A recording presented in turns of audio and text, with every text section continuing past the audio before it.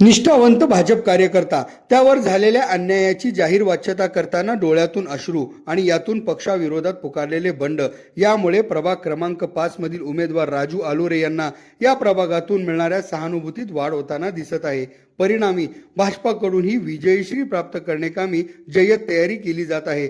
महापालिका निवडणुकीत भाजपाने निष्ठावंतांना तिकीट न देता ऐन निवडणुकीसमोर पक्षात उमेदवारांची आयात केल्याने ही नाराजी बहुश प्रभागात आहे।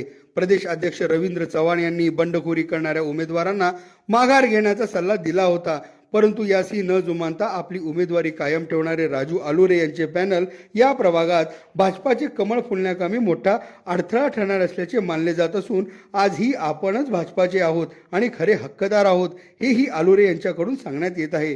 त्यामुळे आता बंडखोरांचा विरोधी उमेदवारांना फायदा होणार, भाजपाचा विजय होणार का एकनिष्ठ व जुना कार्यकर्ता असल्याचा आलोरे यांना फायदा होणार याचे उत्तर लवकरच मिळेल।